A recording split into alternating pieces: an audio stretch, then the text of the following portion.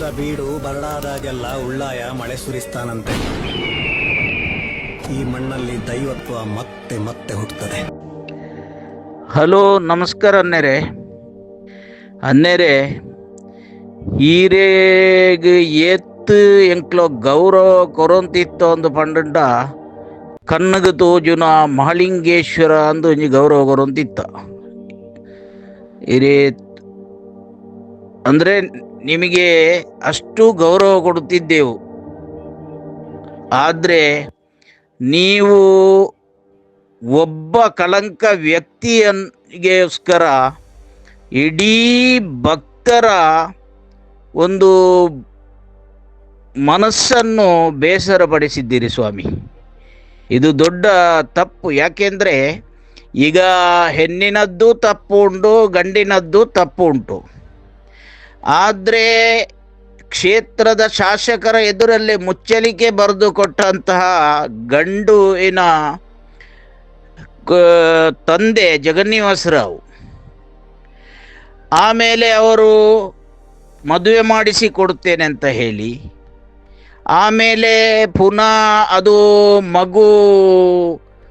ಮಗಂದು ಅಲ್ಲ ಅಂತ ಹೇಳಿ DNA ಲ್ಯಾಬೊರೇಟರಿಯಲ್ಲಿ ಅದು ಚೆಕ್ಕಿಂಗ್ ಮಾಡಿದ ಮೇಲೆ ಕೂಡ ಆ ಮಗು ಕೃಷ್ಣ ಜೆ ರಾವ್ನದ್ದೇ ಅಂತ ಡಿಕ್ಲೇರ್ ಆದ ಮೇಲೆ ಕೂಡ,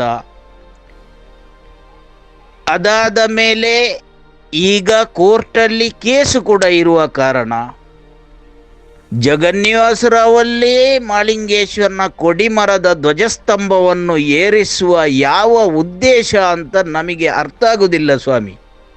ಯಾಕೆಂತ ಹೇಳಿದರೆ ಇದು ಏನಾಗಿದೆ ಅಂತ ಹೇಳಿದರೆ,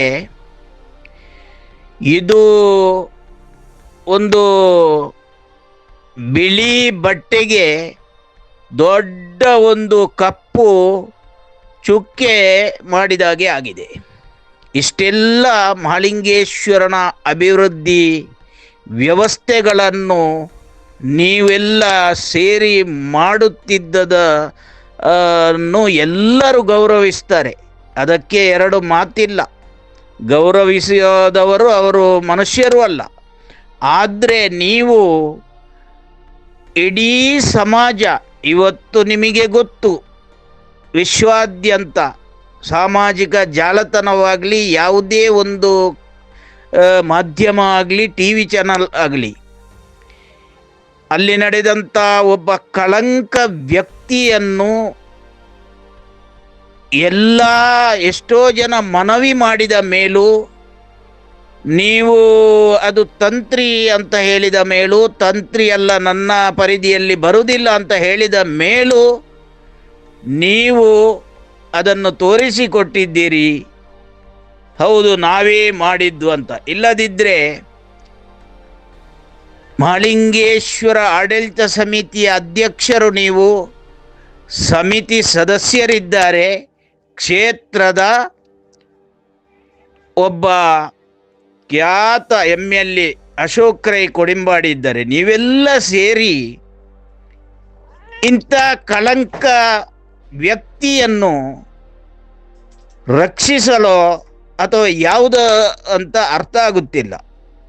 ಒಬ್ಬ ಕಳಂಕ ವ್ಯಕ್ತಿ, ಅದರಲ್ಲಿ ಏನು ಮಾತಿಲ್ಲ. ಈಗ ರಾಜಕೀಯವಾಗಿ ನೋಡಿದರೆ BJP ಪಕ್ಷದವರು ಅವರನ್ನು ಪಕ್ಷದಿಂದ ಹೊರಗೆ ಇಟ್ಟಿದ್ದಾರೆ. ಇವತ್ತು ಅಂಥ ಒಬ್ಬ ಕಳಂಕ ವ್ಯಕ್ತಿಗೆ ನೀವು ಈ ರೀತಿ ಮಾಡಿದ್ದು ಉಂಟಲ್ಲ, ಇದು ಭಕ್ತರ ಮನಸ್ಸಿಗೆ ತುಂಬ ನೋವುಂಟು. ಇದನ್ನು ನಾವು ಸತ್ಯ ಹೇಳ್ತೇವೆ. ನಾವು ಈಗ ಪೂಜೆ ಮಾಡುವಾಗ ಮಹಲಿಂಗೇಶ್ವರನ ಎದುರು ಕಣ್ಣೀರಿಟ್ಟು ಕೈ ಮುಗಿದು ನಾವು ಹೇಳಿದ್ದೇವೆ, ಇದು ತಪ್ಪು. ಯಾಕೆಂದರೆ ನಮಗೆ ಯಾರಲ್ಲೂ ದ್ವೇಷ ಇಲ್ಲ ಸ್ವಾಮಿ. ಆದರೆ ಇದು ನೀವು ಕೊಟ್ಟ ಸಂದೇಶ, ಇದು ಭಾರಿ ತಪ್ಪಿನ ಸಂದೇಶ ಆಗಿದೆ. ಇಡೀ ಜಗತ್ತಿಗೆ ಇದು ಹೋಗ್ತಾ ಇದೆ ಸಂದೇಶ. ಖಾಲಿ ಪುತ್ತೂರು ಕ್ಷೇತ್ರ ಮಾತ್ರ ಅಲ್ಲ, ಇಡೀ ಜಗತ್ತಿನಲ್ಲಿ ಇವತ್ತು ನೋಡಿದ್ದಾರೆ.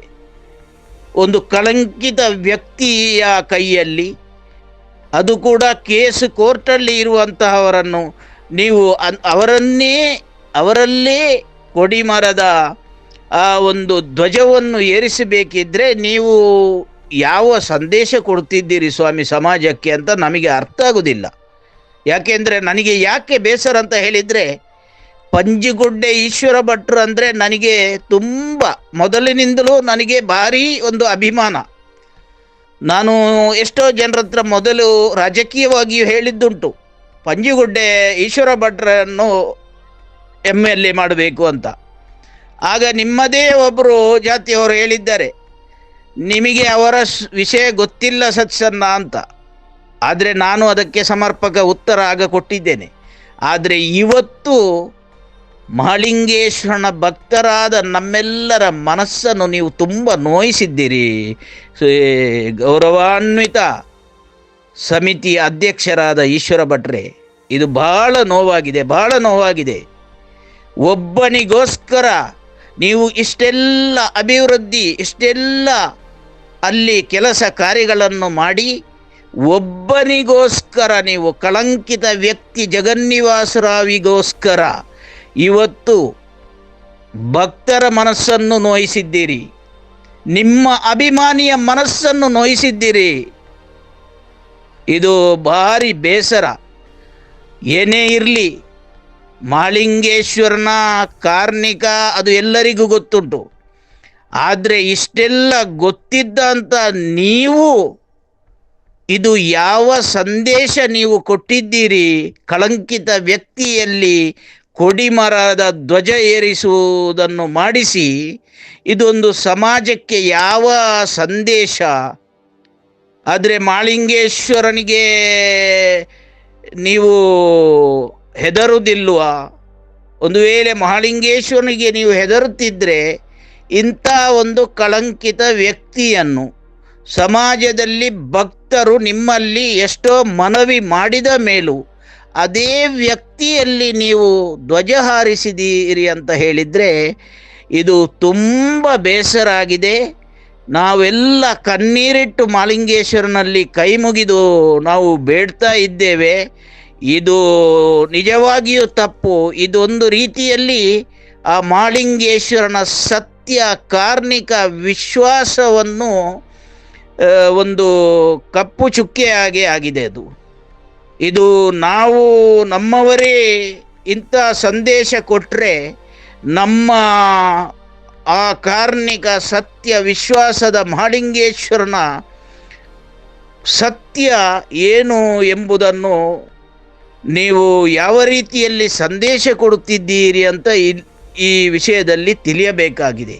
ಎಷ್ಟೋ ಜನ ಇವತ್ತು ಹೇಳ್ತಾ ಇದ್ದಾರೆ, ಯಾಕೆಂದರೆ ಈಶ್ವರ ಭಟ್ರು ಇಂಥ ಕೆಲಸ ಯಾಕೆ ಮಾಡಿದ್ರು, ಒಡಿಂಬಾಡಿ ಅಶೋಕ್ ರೈ ಇಂಥ ಕೆಲಸ ಅವರ ಕ್ಷೇತ್ರದ ಶಾಸಕರಾಗಿದ್ದುಕೊಂಡು ಇಂಥ ಕೆಲಸ ಯಾಕೆ ಆಯಿತು? ಕೇವಲ ಒಬ್ಬ ಕಳಂಕಿತ ವ್ಯಕ್ತಿಯನ್ನು ರಕ್ಷಿಸ್ತಾ ಇದ್ದಾರೆ ಅಲ್ವಾ? ಅವರನ್ನು ಒಂದು ದೇವಸ್ಥಾನಕ್ಕೆ ಬರಬೇಡಿ ಅಂತ ಯಾರನ್ನು ಹೇಳುವ ಅಗತ್ಯ ಇದು ಹಕ್ಕು ಕೂಡ ನಮಗೆ ಇಲ್ಲ. ಆದರೆ ದೇವಸ್ಥಾನಕ್ಕೆ ಬರಲಿ, ದೇವರಿಗೆ ಕೈ ಮುಗಿಲಿ, ಅದು ದೇವರಲ್ಲಿ ತಪ್ಪು ಏನು ಮಾಡಿದ್ದಾರೋ ಅದಕ್ಕೆ ಕ್ಷಮೆ ಕೇಳುವುದು ಅದು ಎಲ್ಲರಿಗೂ ಹಕ್ಕು ಉಂಟು.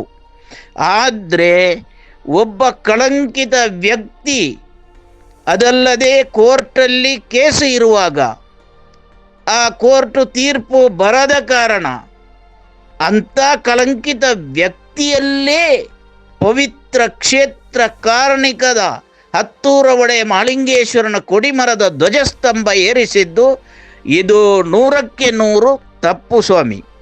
ಇದು ನೀವು ಯಾವ ಉದ್ದೇಶಕ್ಕೆ ಮಾಡಿದ್ದೋ, ಸಮಾಜಕ್ಕೆ ಯಾವ ಸಂದೇಶ ಕೊಡಲಿಕ್ಕೆ ನೀವು ಮಾಡಿದ್ದೋ ಅಂತ ಆ ಮಹಾಲಿಂಗೇಶ್ವರನಿಗೆ ಗೊತ್ತು.